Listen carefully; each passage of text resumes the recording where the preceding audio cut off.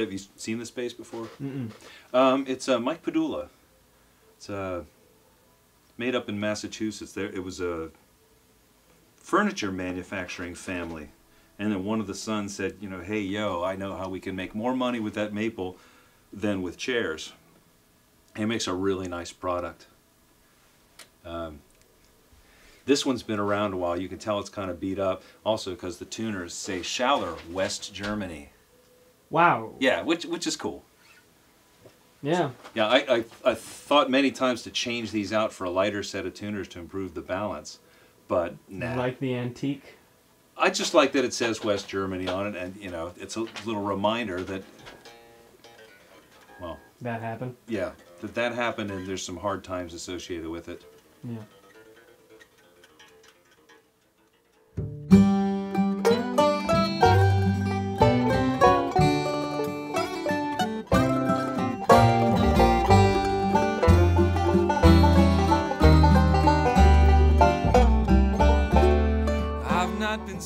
I was just a toddler. My dad played music every day after work. He was a pretty bright guy, and when he'd come home from no such agency, he played the piano. I mean, constantly. So I mean, some of my first memories are sitting around the piano, and we'd sing songs, or he'd sing songs to us. And I remember being turned loose at 4 or 5 years old. Go learn, you know, sit down and learn that Mozart, learn that Mendelssohn. Schumann. He wasn't pushy about it, but it was always there. So you know, if you were bored, there was always the piano. So yeah, I gotta admit that was a big influence because my dad had such a cool hobby. He obviously got a lot of enjoyment out of it, without necessarily thinking about trying to be a star or anything like that. It was just along with athletics and literature, it's just something that everybody did in the previous generation. Music was something you made yourself at home. Ladies and gentlemen, the Beatles! It was seeing John Lennon, the Beatles, but seeing John Lennon in particular on the Ed Sullivan Show and going, what is that? What's he doing? That looks like fun. There's just something graceful and uninhibited about him and his rhythm guitar. So I'm going to ask you and Aidan to play chords together, you know, nice and loud. And I'm going to deliberately put in some non-chord tones. I'm generally going to use the approved non-chord tones from classical music, which is the neighbor note, go next door, come right back. Oh, okay. Neighbor note. The passing note. I went from 1, 2, 3. The 2 doesn't fit, but the 3 does. That's a passing note. He did. Push the string. Oh, bending strings is what makes life worth living. No, I love bending strings. It sounds a little bit more like a singer. I'm able to play more in tune that way. It's just a fun thing to do. What are some of the things you like and don't like about teaching music? Well, okay, there's a lot of things I like about it, or I would not have persisted. There certainly ain't much money in it. But it's the repetition of that moment when a student crosses over from being annoyed or irritated, disinterested, to you see that light of curiosity in their eyes. And they might be looking at a piece of music or listening to something, and there's that, oh, what's this? You know, that's worth more than money. Do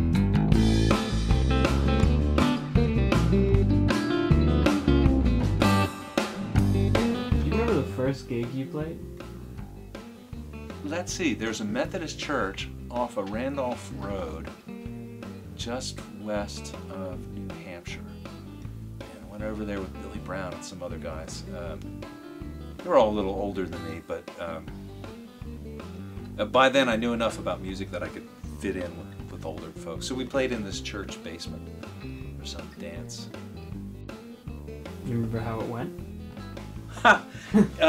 I'm going to quote a friend of mine. He's fond of saying, you know, we had some nice moments. Mm-hmm. So instead of beating yourself up for the little things that went wrong, you focus on having some, you know, really exciting moments scattered throughout the event. So yeah, there were some cool moments, and I always loved, I always liked playing in bands more than playing by myself, partly because there's an element of improvisation there, and there's nothing like being there in a band, and if you change your part, hearing somebody next to you change theirs in reaction to it. Practice that for 40, 50 years, and you get something really cool. So.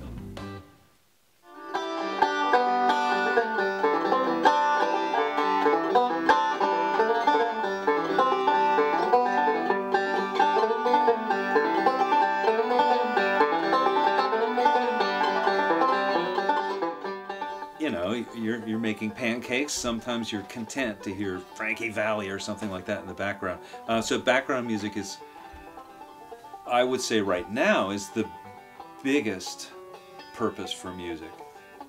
It really can serve to unite people who have no other common interests. You can have people with vastly different lives share a connection through music.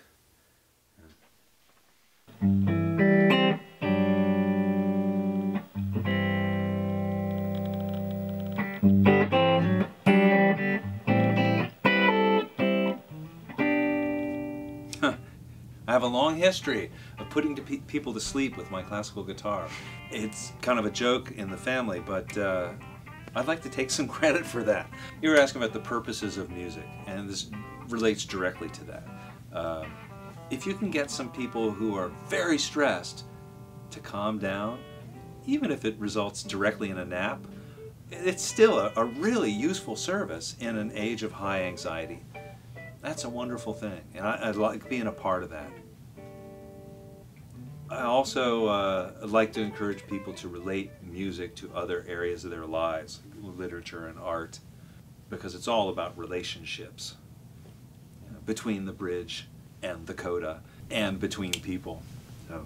Oh, bear my longing soul to Him who bled and died for me.